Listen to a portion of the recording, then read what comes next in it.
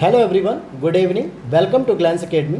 दोस्तों, आज की इस क्लास में हम लोग स्टडी कर रहे हैं घटना चक्र पूर्वालोकन, जो 8 वॉल्यूम में आती है।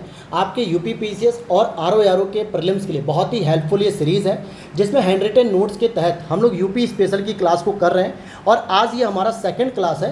पहला लेक्चर इससे ऑलरेडी पहले हमने कंप्लीट कर लिया है और यहाँ पर आज हम सेकंड लेक्चर को कवर कर रहे हैं यूपी स्पेशल के। और इसी तरीके से हमने सारे सब्जेक्ट को कवर कर दिया था। प्लेलिस्ट में आप जाकर देखोगे लगभग 81 लेक्चर से ऊपर है। और आज से हमने इंडियन इकोनॉमी के भी शॉर्ट नोट्स बनाकर उसकी क्लासेस शुरू कर दी है। तो लास्ट क्लास में हम लोगों ने इसमें यूपी के परिचय के बारे में पढ़ा था कि यूपी के बारे में, और साथ ही साथ इसके राजनीतिक परिदृश्य को भी पढ़ लिया था। आज हमें जो पढ़ना है, आज हम पढ़ेंगे इसका आर्थिक परिदृश्य। और आगे बढ़ने से पहले एक छोटी सी रिक्वेस्ट है, चैनल पे पहली बार हो तो सब्सक्राइब कर लेना दोस्तों, और वीडियो अच्छी लगेगी तो लाइक कर देना। और अगर आप इसकी पीडीएफ को परचेस करना चाहते हो, या फिर इकोनॉमी या फिर अदर शॉर्ट नोट्स की जो घटना चक्र के हमने तैयार कर दिए हैं, ये आपको वीडियो के नीचे दिए गए व्हाट्सअप नंबर पे मैसेज करने पे व्हाट्सअप से, वहाँ पे मेरी टीम आपको सारी डिटेल शेयर कर देगी। तो चलिए शुरू करते हैं आर्थिक परिदृश्य की। अब यहाँ पे आर्थिक परिदृश्य में पहला पॉइंट है कि आगरा, खुर्जा जो कि बुलंदशहर में है, तथा मेरठ, ये एक निर्यात विकास सेंटर है, अर्थात एक्सपोर्टिंग सेंटर के रूप में डेवलप किया जा रहा है। जबकि इलाहाबाद में ऐसा कोई भी एक्सपोर्टिंग सेंटर नहीं है, क्योंकि 4 ऑप्शन दिए गए थे, उसमें पूछा गया था कौन एक्सपोर्ट सेंटर है, कौन सा नहीं है।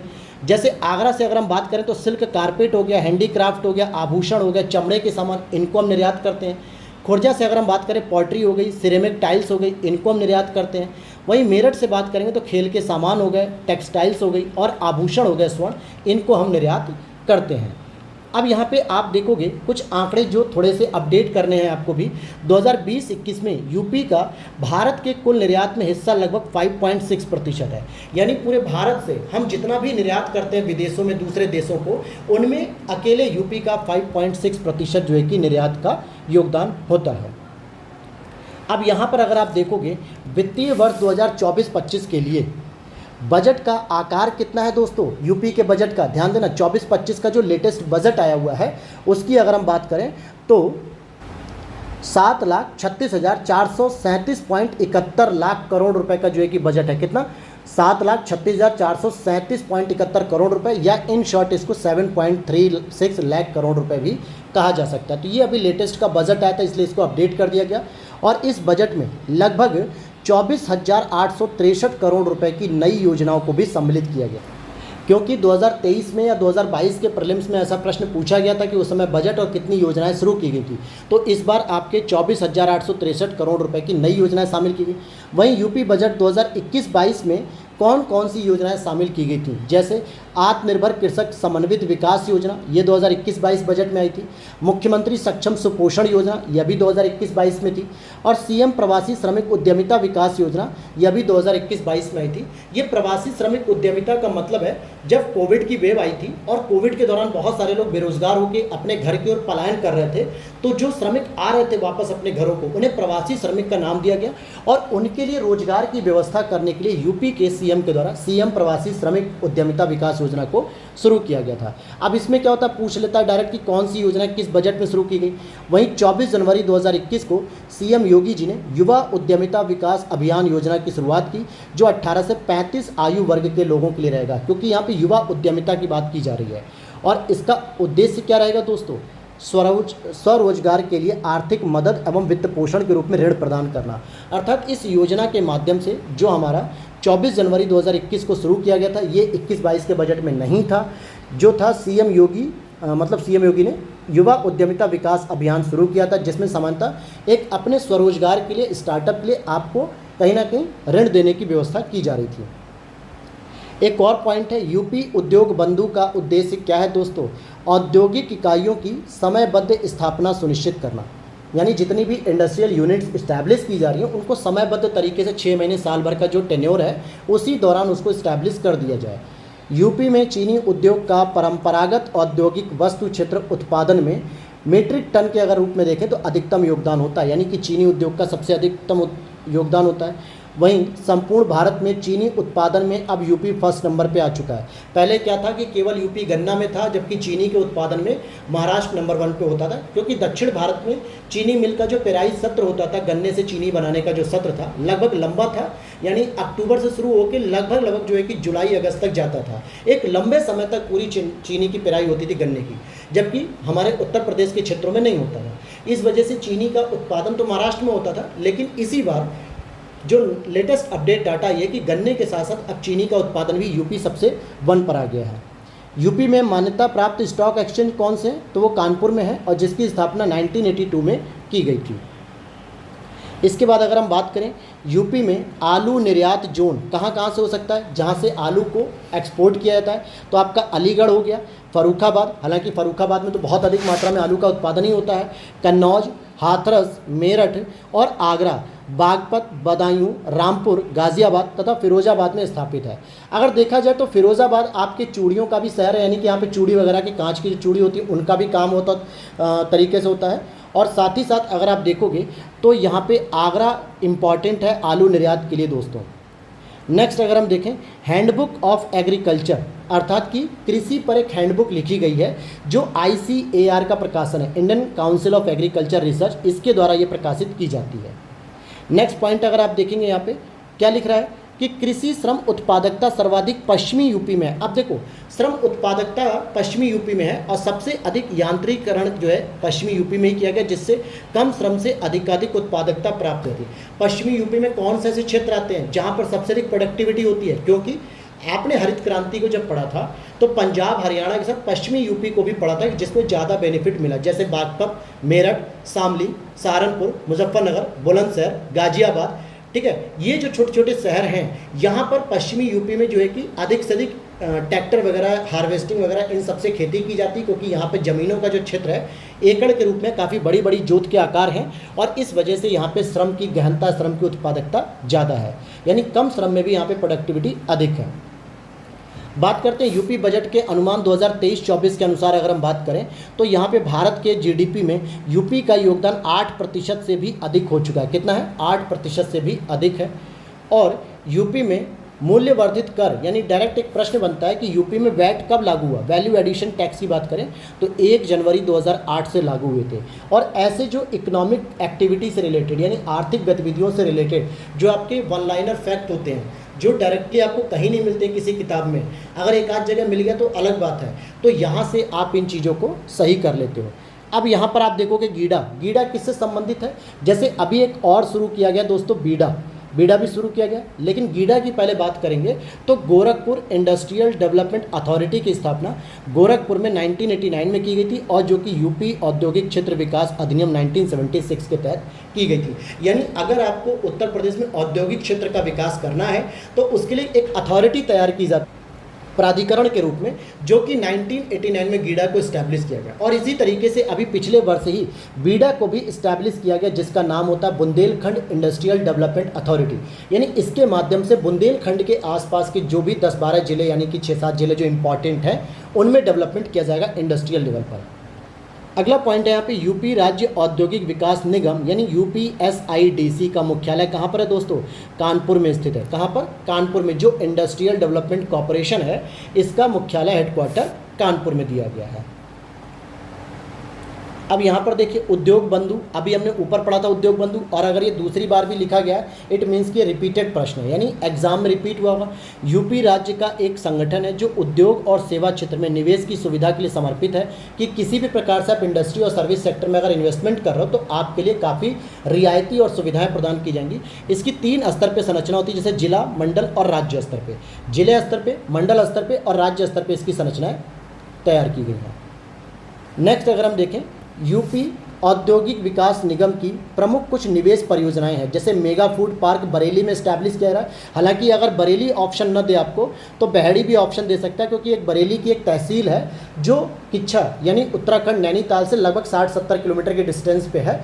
तो बरेली में मेगा फूड पार्क स्टैब्लिश किया रहा है। टेक्सटाइल्स पार्क की अगर हम बात करें तो वाराणसी में देखने को मिलेगा। और डिफेंस पार्क, ये इंपॉर्टेंट है दोस्तों, डिफेंस पार्क जो शाहजहांपुर में स्टैब्लिश किया जा रहा है। तो ये इन्वेस्टमेंट परियोजनाएं हैं जो किस क्षेत्र में डेवलप की जा रही है।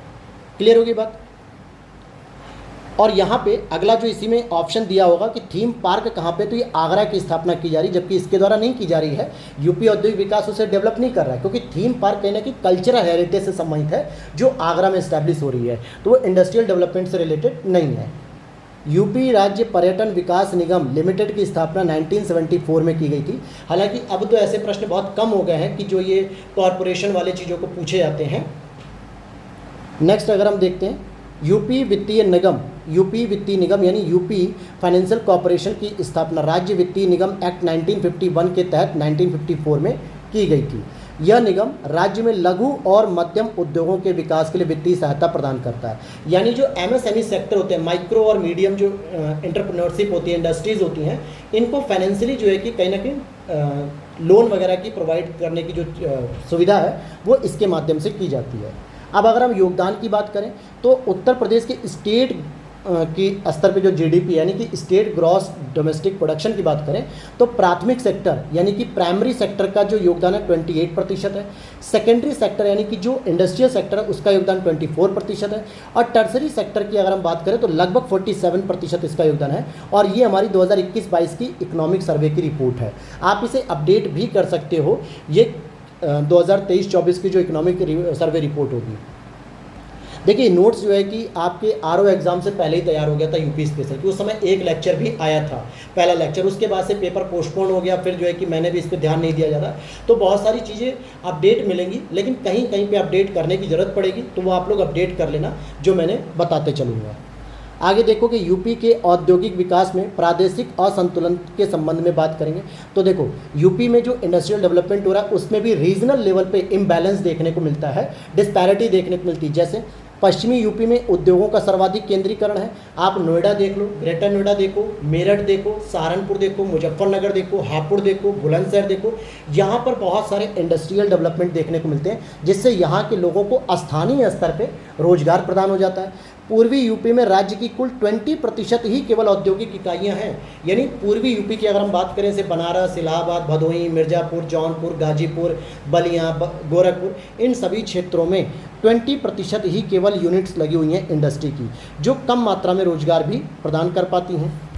औद्योगिक दृष्टि से बुंदेलखंड तो सर्वाधिक पिछड़ा हुआ क्षेत्र है और इसी को डेवलप करने के लिए बुंदेलखंड इंडस्ट्रियल डेवलपमेंट अथॉरिटी को इस्टेब्लिश किया जा रहा है। यहाँ पे ये बातें समझ में आ गई। अगला यहाँ पे देखोगे यूपी बजट 2018-19 के अनुसार औद्योगिक इकाइयों से संबंधित स्वीकृतियों, अनुमोदनों, अनुमतियों और लाइसेंसों की ऑनलाइन सुविधा एक ही छत के नीचे प्रदान की जा रही है और इसके लिए सिंगल विंडो क्लियरेंस विभाग की स्थापना की गई, जो सीएम कार्यालय में की जा रही है।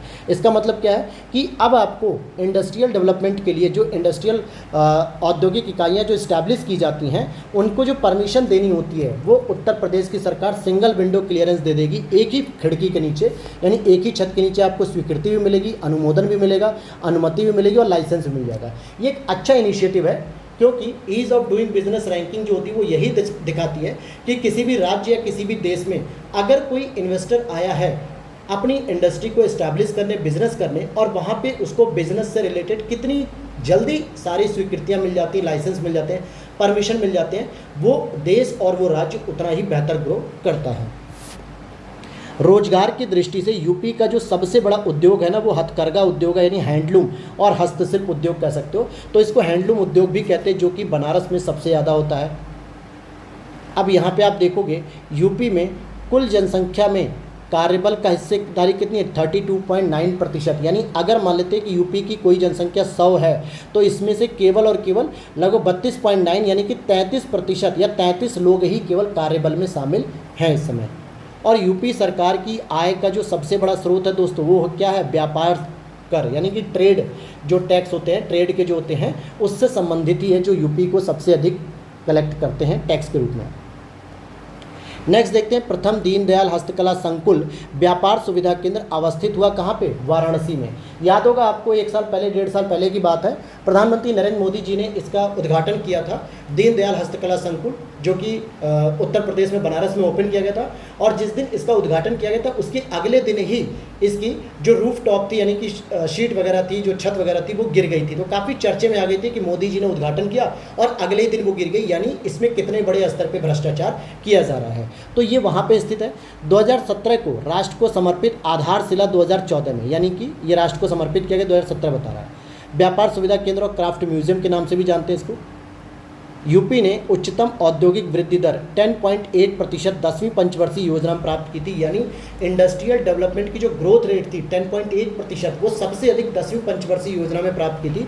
और जरा इसका सन बता देना आप लोग, कौन से पंचवर्षीय योजना के दौरान, मतलब 10वीं पंचवर्षीय योजना की टेन्योर पीरियड कितना था। अब यहाँ पर अगर आप पढ़ोगे 24 अक्टूबर 2020 को यूपी का पहला डाटा सेंटर ग्रेटर नोएडा में ओपन किया गया था। क्योंकि आप लोगों ने इसको करंट अफेयर्स में भी पढ़ा होगा, 2021 का जब आप प्रीलिम्स दे रहे होंगे तो डाटा सेंटर की बात की जा रही जो कि नोएडा में खोला गया था। अगला प्रश्न देखिए, कुछ जो पुराने प्रश्नों को हम पढ़ रहे हैं ना, वो बहुत ज़रूरी प्रश्न है, उसे आप स्किप नहीं कर सकते क्योंकि वो भले पुराने हो चुके हैं, 2-3-4 साल पुराने, लेकिन उन क्वेश्चंस की आज भी रिलेवेंसी है, इसीलिए वो क्वेश्चन हमने स्किप नहीं किए हैं। जैसे 2018 में नीति आयोग द्वारा शुरू किए गए आकांक्षी जिला कार्यक्रम के अंतर्गत जून 2021 तक देश के कुल 112 आकांक्षी जिलों में यूपी के 8 जिले शामिल हो गए। तो यहाँ से बेसिक प्रश्न क्या बना कि जो एस्पिरेशनल डिस्ट्रिक्ट प्रोग्राम है, यानी एस्पिरेशनल डिस्ट्रिक्ट प्रोग्राम ADP की बात करेंगे, एस्पिरेशनल डिस्ट्रिक्ट प्रोग्राम यानी आकांक्षी जिला कार्यक्रम, जिसमें डिस्ट्रिक्ट को हम अपग्रेड करने की बात कर रहे हैं, डिस्ट्रिक्ट को जो है कि डेवलपमेंट करने की बात कर रहे हैं, तो इसको 2018 में शुरू किया गया और लगभग 2021 तक 112 जिलों को शामिल किया गया, जिसमें यूपी के 8 जिले शामिल है। और वो कौन कौन से 8 जिले शामिल, अगर इनमें देखोगे वो 8 जिलों में, जैसे एक हो जाएगा सोनभद्र, फतेहपुर, सिद्धार्थनगर, चित्रकूट, चंदौली, बलरामपुर, बहराइच, श्रावस्ती। इतनी चीज़ याद रखना कि जितने भी इसमें ज़िले हमने अभी पढ़े हैं वो सारे के सारे बैकवर्ड एरिया के हैं, अर्थात कह सकते हो कि बहुत पिछड़े हुए क्षेत्र हैं और इन्हीं का विकास किया जाएगा। अब ऐसा नहीं कि लखनऊ का नाम दे दो, मुरादाबाद का नाम दे दो, मेरठ का नाम दे दो, चंदौली गोरखपुर, इलाहाबाद, बनारस, इनके नाम नहीं देने क्योंकि ये तो ऑलरेडी डेवलप्ड हो चुके हैं। नेक्स्ट अगर हम देखें, भारत का सर्वाधिक जनसंख्या वाला यूपी आर्थिक दृष्टि से एक पिछड़ा हुआ राज्य, बिल्कुल सही बात है। आर्थिक दृष्टि से अगर आप अपग्रेड देखोगे तो हरियाणा देख लो, पंजाब देख लो, महाराष्ट्र देखो, तमिलनाडु देखो, आंध्र प्रदेश देखो, कर्नाटक देखो, ये सभी बहुत ही एडवांस स्टेट हो चुके हैं, लेकिन हमारे यहाँ जनसंख्या अधिक होने के बावजूद हम इकोनॉमिक लेवल पे काफ़ी नीचे हैं। राज्य के विभिन्न भागों के विकास स्तर में स्पष्ट भिन्नता मिलती है। इस वजह से आप देख सकते हो कि भारत में यूपी जनसंख्या में अधिक होने के बावजूद भी इकोनॉमिक स्तर पे बहुत पिछड़ा हुआ है। आप देखो ना, यूपी का जो पूर्वी मतलब पश्चिमी हिस्सा अगर आप देखोगे, दक्षिण पश्चिम वाला जो बुंदेलखंड के आसपास के जो 11 जिले आते हैं, जिसमें आप देखोगे महोबा हो गया, बांदा हो गया, जालौन हो गया, फतेहपुर हो गया और चित्रकूट हो गया, ये सभी क्षेत्र बहुत पिछड़े हुए हैं, सूखे क्षेत्र हैं क्योंकि यहाँ पे पानी की भी कमी है। वहीं आप पश्चिमी यूपी को देख लो, जिसमें मैंने बताया मेरठ, हापुड़, शामली और मुजफ्फरनगर, बागपत, गाजियाबाद, ग्रेटर नोएडा, बुलंदशहर, सहारनपुर, ये सभी क्षेत्र बहुत हरियाली वाले और बहुत पानी से संपन्न है, इसलिए यहाँ पे डेवलपमेंट है। वहीं पूर्वी यूपी देखो, इन दोनों के बीच में रहता है, मतलब थोड़ा बहुत डेवलप है, थोड़ा बहुत पिछड़ापन है। इस वजह से भी विभिन्न भागों में जो हमें विकास स्तर में स्पष्ट रूप से भिन्नता देखने को मिलती है। इस वजह से दोनों ही पॉइंट यहाँ पर सही हो जाएंगे। अब यहाँ पे हम अगले प्रश्न की ओर चलेंगे, मतलब अगले चैप्टर की ओर, कि अब हम इकोनॉमिक्स डेवलपमेंट हमने देख लिया, पॉलिटिकल देख लिया और बेसिक देख लिया। अब हम देखेंगे यूपी के भौगोलिक परिदृश्य को, अर्थात यूपी में कहाँ पे किस प्रकार की मृदा है, किस प्रकार की चीज़ें हैं, इस पे हम बात करेंगे। सबसे पहले अगर आप देखोगे कि यूपी की सीमा कुल 8 राज्यों से और एक मतलब यूनियन टेरिटरी दिल्ली से बाउंड्री शेयर करती है। अगर मैं बात करूं कि कुछ इस प्रकार से जो है कि मैं यूपी का एक मैप बना देता हूं, ठीक है, इस प्रकार से कुछ यूपी का एक मैप ऐसे करके बना देता हूं, ठीक है, ऐसे, ठीक, ऐसे ही रफली बनाना होता है एग्जाम में भी दोस्तों, बहुत उसको जो है कि फाइन बनाने की कोशिश नहीं करनी होती, नहीं तो फिर तो आप बना ही नहीं पाओगे। अब यहाँ पे देखो 8 राज्य आपके कौन कौन से बाउंड्री शेयर करते हैं। अगर आप सबसे ऊपर देखोगे तो यहाँ पर आप देख लोगे हिमाचल प्रदेश आपको देखने को मिल जाता है। चलो मैं कलर चेंज कर लेता हूँ, चलो ये कलर ले लेता हूँ, ठीक है। यहाँ पर अगर आप देखोगे तो सबसे ऊपर सहारनपुर में हिमाचल प्रदेश देखने को मिलेगा, फिर इधर उत्तराखंड देखने को मिल जाता है, और अगर नीचे आप आते हो तो यहाँ पे कहीं बिहार देखने को मिलेगा, यहाँ पे कहीं झारखंड देखने को मिल जाएगा, यहाँ कहीं पे आपको छत्तीसगढ़ देखने को मिल जाएगा, यहाँ आपको MP देखने को मिल जाएगा, यहाँ आपको राजस्थान देखने को मिल जाएगा और यहाँ आपको हरियाणा देखने को मिल जाएगा। तो ज़रा राज्यों की संख्या गिनो, 1 2 3 4 5 6 7 8 राज्य हो गए, और एक यहीं पे हरियाणा के पास यहाँ पे एक दिल्ली है छोटी सी, जो गाजियाबाद वगैरह से बाउंड्री शेयर करती है, तो ये यूनियन टेरिटरीज हो गई। तो टोटल कितने हो गए, 8 राज्य और एक यूनियन टेरिटरीज हो गई। नाम पढ़ लो आप भी, हिमाचल प्रदेश, हरियाणा, राजस्थान, मध्य प्रदेश, छत्तीसगढ़, झारखंड, बिहार, उत्तराखंड। नॉर्थ में सहारनपुर बाउंड्री शेयर करता है हिमाचल प्रदेश से, और ईस्ट में आपका बलिया बाउंड्री शेयर करता है बिहार से। साउथ में आपका सोनभद्र है जो कि 4 राज्यों से बाउंड्री शेयर करता है। एक तो हो जाएगा आपका बिहार, झारखंड, छत्तीसगढ़, एमपी। ये उत्तर प्रदेश का ऐसा एकमात्र जिला है जो सबसे अधिक जिलों राज्यों के साथ बाउंड्री शेयर करता है। फिर वेस्ट में आपका शामली हो जाएगा। और यहाँ पर एक चीज़ और ध्यान देना कि ये जो डायग्राम देखने को मिल रहा है, यहाँ पर आप देखोगे उत्तर प्रदेश के सबसे पश्चिमी, सबसे पूर्वी और सबसे जो है कि दक्षिणी क्षेत्रों की बात कर रहा है। जैसे कई बार पूछता ना कि उत्तर प्रदेश का सबसे उत्तरी जिला कौन सा है, तो सहारनपुर हो जाएगा। सबसे पूर्वी जिला कौन सा है, बलिया हो जाएगा। सबसे दक्षिणी जिला कौन सा है, सोनभद्र हो जाएगा। सबसे पश्चिमी जिला कौन सा है, शामली हो जाएगा। आगे देख लेते हैं यहाँ पे हम लखनऊ जिले की सीमा। जैसे फैक्चुअल इन्फॉर्मेशन है कि लखनऊ जिले की सीमा पूर्व में कहाँ पे मिलेगी, बाराबंकी से मिलती है। पश्चिम में कहाँ पे मिलेगी, उन्नाव से मिलेगी। दक्षिण में कहाँ पे मिलेगी, रायबरेली से मिलेगी। और उत्तर में कहाँ पे मिलेगी, सीतापुर से मिलेगी और हरदोई से मिलेगी। जब भी आप यूपी की इस क्लास को देखिए या फिर आप यूपी की कोई भी क्लास वगैरह पढ़ते हो या कोई बुक पढ़ते हो, तो कोशिश किया करो कि अपने वॉल के सामने, स्टडी टेबल के सामने, जहाँ कहीं भी आप बैठ के पढ़ते हो या लेट कर पढ़ते हो, वहाँ पे यूपी का मैप जरूर लगाइए। क्योंकि यूपी पीसीएस की अगर आप तैयारी कर रहे हो, चाहे फिर वो आरओ यारो की करो, तो मेंस में और प्रीलिम्स में दोनों में आपको यूपी की पूरी बारीक जानकारी होनी चाहिए। कौन से ज़िले कहाँ कहाँ पे बाउंड्री शेयर करते हैं, कितने ज़िलों से उसकी सीमा साझा हो सकती है, कौन कौन सा डेवलपमेंट है, ये सारी चीज़ें आपको काम आएगी मेंस के आंसर राइटिंग में भी। जब आप यूपी पीसीएस मेंस लिखोगे ना, जहाँ पे पेपर नंबर 5 और पेपर नंबर 6 जो कि यूपी स्पेशल से भरा हुआ है, ठीक है, तो वहाँ पे आपको ये डाटा वगैरह देना पड़ेगा। और तब अगर आप वहाँ पे कमज़ोर पड़ गए ना यूपी की जानकारी को लेके, तो आपके मार्क्स नहीं इंक्रीज़ होंगे। अब यहाँ पे नगर और क्षेत्रफल की बात की जा रही है। जैसे यहाँ पे मिलान करने के लिए दे दिया गया होगा, ऐसे क्वेश्चन को तो बिल्कुल नहीं करना चाहिए क्योंकि ये माइनस मार्किंग में लेके जाते हैं। आप क्षेत्रफल थोड़े रट रहे हो, 75 जिलों का आप तो रटते रह जाओगे। वाराणसी 1535, बागपत 1321, गौतम बुद्ध नगर 1282, संत रविदास नगर 1015 है। अब यहाँ पे प्रश्न क्या था मैं बता दूँ आपको। यहाँ प्रश्न ये था कि सबसे छोटा क्षेत्रफल के स्तर पे कौन सा जिला है और सबसे बड़ा। तो भाई सबसे बड़ा जो क्षेत्रफल के स्तर पे जिला है वो आपका है लखीमपुर खीरी, जो नेपाल के साथ बाउंड्री शेयर करता है, पीलीभीत के साथ भी बाउंड्री शेयर करता है। और दूसरे नंबर पे सोनभद्र आता है। लेकिन अगर सबसे छोटे जिले की बात की जाए कि सबसे छोटा जो है कि क्षेत्रफल किसका है, तो भदोही या हापुड़, बताओ किसका है, हापुड़ का है। ठीक है, हापुड़ का। अगले प्रश्न को देख लेते हैं। देखो यहाँ पे प्रश्न आ भी गया कि यूपी का कौन सा जिला क्षेत्रफल की दृष्टि से सबसे छोटा है, तो हापुड़ है दोस्तों 660 वर्ग किलोमीटर स्क्वायर।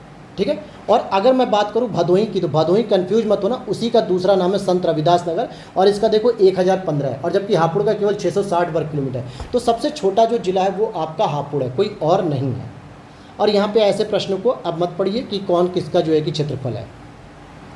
जैसे यहाँ पे लिखा है कि जनगणना 2011 के अनुसार क्षेत्रफल की दृष्टि से यूपी का सबसे बड़ा जिला लखीमपुर खीरी है, जो कि 7680 किलोमीटर स्क्वायर में फैला हुआ है। जबकि जनसंख्या की दृष्टि से प्रदेश का सबसे बड़ा जिला दोस्तों इलाहाबाद है और सबसे छोटा जिला महोबा। महोबा में तो ये बताया था सर 2.5 लाख ही बस आबादी है मेरे हिसाब से, मुझे कंफर्म नहीं हो, लेकिन 2.5 लाख के आसपास ही आबादी है। अब यहाँ पे ये ज़िले हैं, इनके क्षेत्रफल हैं जौनपुर, प्रयागराज, गाजीपुर, आप इन्हें पढ़ सकते हो, वैसे इनकी कोई आवश्यकता नहीं है।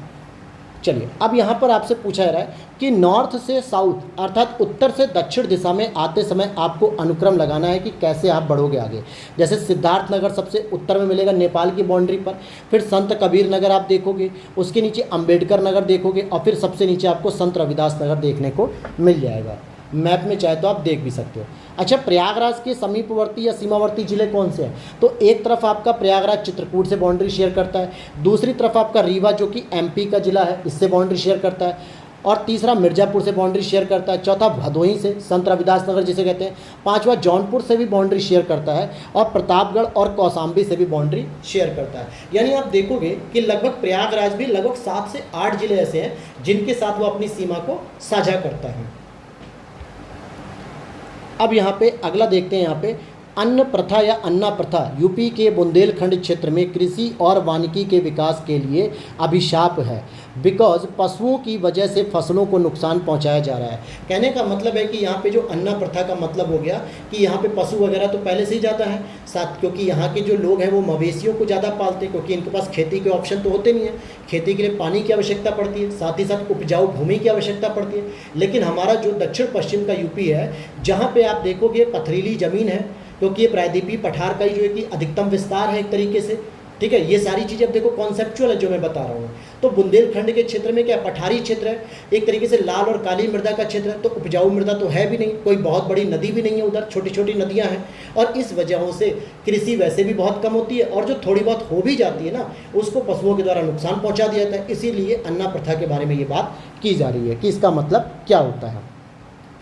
अब हम अपने नेक्स्ट चैप्टर की ओर चलेंगे जिसमें हम जलवायु को पढ़ेंगे उत्तर प्रदेश की, और वन के बारे में जानकारी लेंगे। और ये चैप्टर इंपॉर्टेंट है क्योंकि यहाँ से कई बार प्रश्न आपसे 2 से 3 डायरेक्टली देखने को मिल जाते हैं। हर साल 1-2 तो प्रश्न आना ही आना है, शायद 3 प्रश्न भी हो जाए, कोई गलत बात नहीं है। जैसे यूपी में 9 कृषि जलवायु क्षेत्रों में बांटा गया। ये कई बार पूछा था ना कि भारत को कितने कृषि जलवायु प्रदेशों में बांटा गया। चलो इसी बात पे आप लोग कमेंट सेक्शन में बता भी देना कि भारत को कितने कृषि जलवायु क्षेत्रों में बांटा गया है।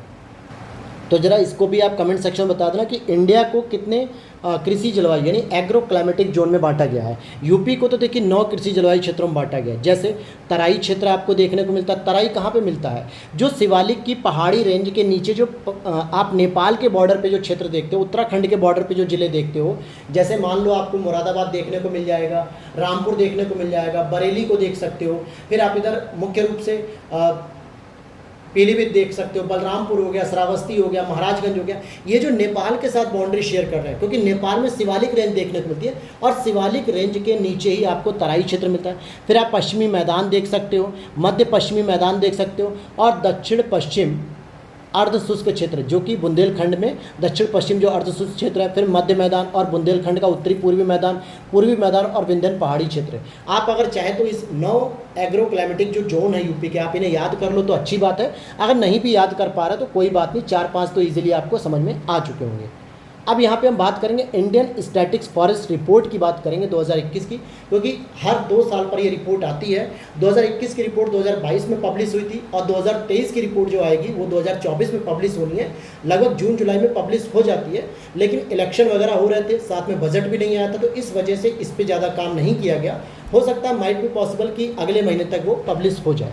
तो अभी हम 2021 के आंकड़े पढ़ेंगे। तो यूपी में कितना वन क्षेत्र है? 17,384 किलोमीटर स्क्वायर है, जो कि यूपी की जितना भी भौगोलिक क्षेत्र है उसका 7.22% है।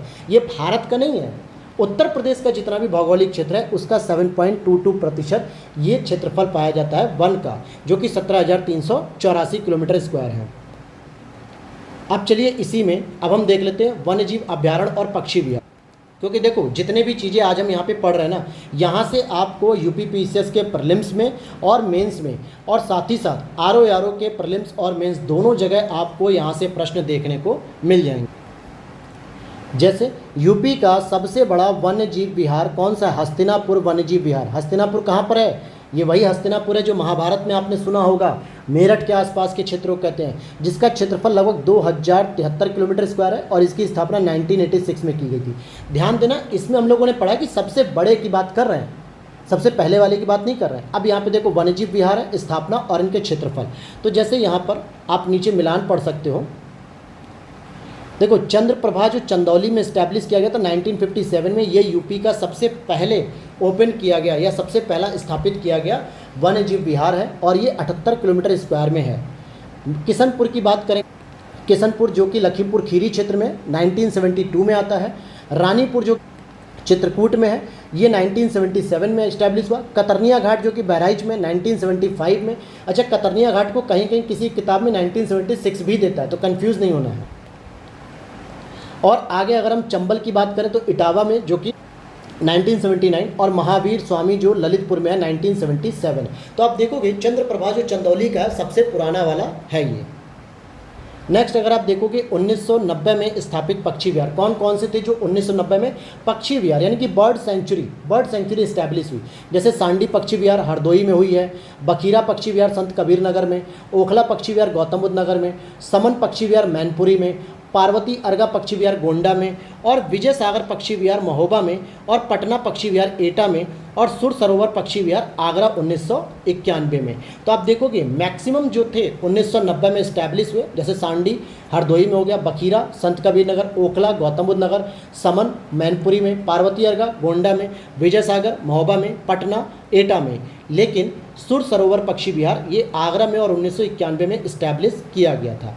वहीं और भी कुछ पक्षी विहार हैं जो अलग अलग वर्षों में इस्टेब्लिश हुए, जैसे नवाबगंज, जिसको शहीद चंद्रशेखर आज़ाद के नाम से अब जाना जाता है, नवाबगंज पक्षी विहार जो कि उन्नाव 1984 में।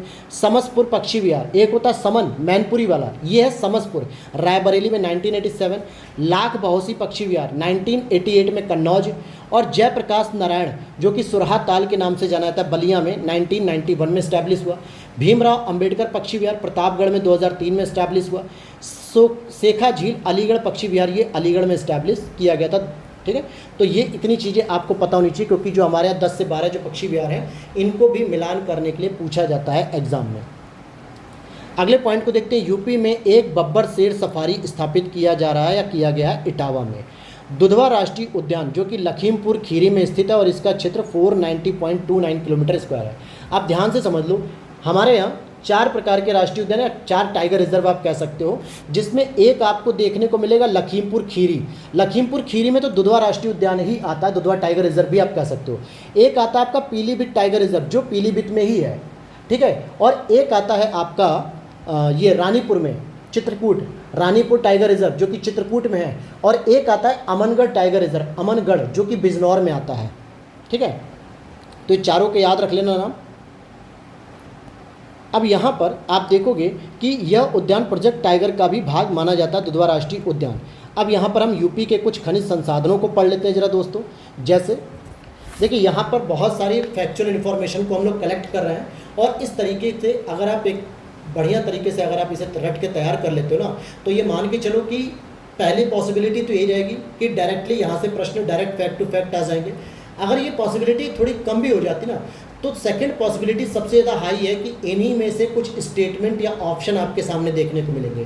पूरे चारों ऑप्शन नहीं मिलेंगे, लेकिन 2 ऑप्शन तो मिलेंगे आपको यहीं से, और 2 ऑप्शन भी अगर आपको मिल गए, इट मीन्स आपने 50% आपने एलिमिनेट कर लिया, या तो क्वेश्चन का आंसर मिल चुका होगा या 50% हटाते ही मिल जाएगा कि हाँ क्या हो सकता है आंसर। तो ये चीज़ें बहुत बेनिफिट करती हैं। खनिज संसाधनों की बात करें, जैसे कौन सा खनिज यूपी में नहीं पाया जाता है, तो देखिए अभ्रक हमारे यहाँ नहीं पाया था, क्योंकि अभ्रक जो है कि उड़ीसा में पाया जाता, माइका। ठीक है, अभ्रक उड़ीसा में पाया था, ये हमारे यूपी में नहीं पाया था। जबकि चूना पत्थर हमें मिल जाता है मिर्ज़ापुर वगैरह क्षेत्र में, बॉक्साइट मिल जाएगा, जिप्सम मिल जाएगा, ये सभी मिल जाता है हमारे यहाँ, लेकिन अभ्रक हमारे यूपी में नहीं पाया जाता है। अब जैसे कुछ खनिज हैं और जनपद, जैसे सोनभद्र की बात करें तो चूना पत्थर आपके सोनभद्र में भी है, मिर्ज़ापुर में भी है लाल बलुआ पत्थर के रूप में। ललितपुर में अगर आप देखोगे तो हमें तांबा भी मिल जाता है, यूरेनियम भी मिल जाता है। इलाहाबाद में आप देखोगे तो सिलिका बालू, यानी कि जिसको हम लोग सैंडस्टोन कहते हैं या सीसा बालू भी कहते हैं। मिर्ज़ापुर में आपको मिलेगा क्या, नॉन प्लास्टिक फायर क्ले मिल जाएगा, नॉन प्लास्टिक फायर क्ले।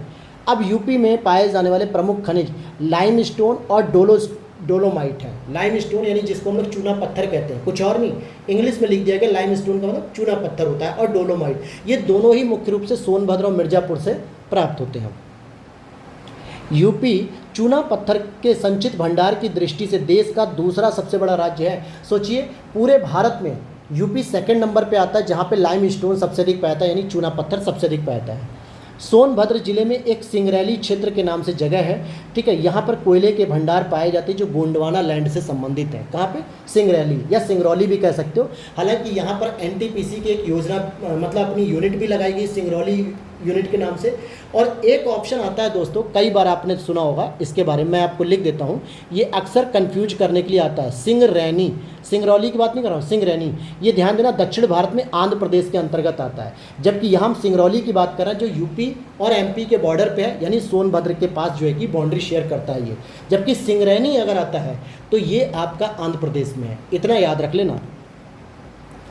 फिर वहीं पे बुंदेलखंड क्षेत्र में डायस्पोर और पायरोफिलाइट तथा विंध्य क्षेत्र में एंडालुसाइट और कैल्साइट पाया जाता है। ये मुख्य रूप से खनिज पाए जाते हैं। अब जैसे कोयले की बात करें तो सोनभद्र में पाया जाता है, बलुआ पत्थर की बात करें सैंडस्टोन की तो मिर्ज़ापुर में है, यूरेनियम की बात करें तो ललितपुर में, हालांकि सीमित भंडार है लेकिन है तो सही, भले उसका यूज नहीं होता, तांबे वगैरह भी पाए जाते हैं।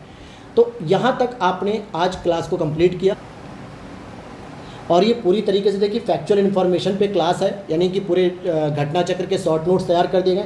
अब आप इस तरीके से जो पढ़ रहे हैं और जो मैं आपको डिटेल एक्सप्लेन कर पा रहा हूँ, तो ये मान के चलो आपको घटना चक्र पढ़ने की ज़रूरत नहीं पड़ेगी, क्योंकि बुक का पूरा इसमें सार शामिल हो चुका है। कोई किताब पढ़ने की अब जरूरत नहीं पड़ेगी घटना चक्र की, अगर आप इस शॉर्ट नोट्स की पीडीएफ को पढ़ते हो या इनकी क्लास को देखते हो। तो बहुत सारे फैक्ट अभी हमने ऊपर के 34 मिनट्स की क्लास में कंप्लीट कर लिए हैं। तो मैं चाहूँगा कि अब आप इसे रिवीजन भी करना, इसलिए एक ही दिन में सब नहीं कंप्लीट करना है। अगले 3 से 4 लेक्चर में पूरी यूपी भी आपकी कंप्लीट हो जाएगी। यानी थोड़ा थोड़ा आप फैक्ट को क्या करो, डाइजेस्ट करना आप शुरू करो। तो कल हम लोग पढ़ेंगे कृषि, उसकी मृदा और उसकी फसलें यूपी के अंतर्गत, और उसके आगे के चैप्टर्स को भी पढ़ेंगे। तो उम्मीद करता हूँ वीडियो अच्छी लगेगी तो लाइक कर देना, और व्हाट्सअप नंबर दे रहा हूँ मैं 8527594636। इस पर आप टीम से व्हाट्सअप पे मैसेज करके कॉन्टैक्ट कर सकते हो पीडीएफ के लिए। मिलते हैं नेक्स्ट वीडियो में। Thanks for watching.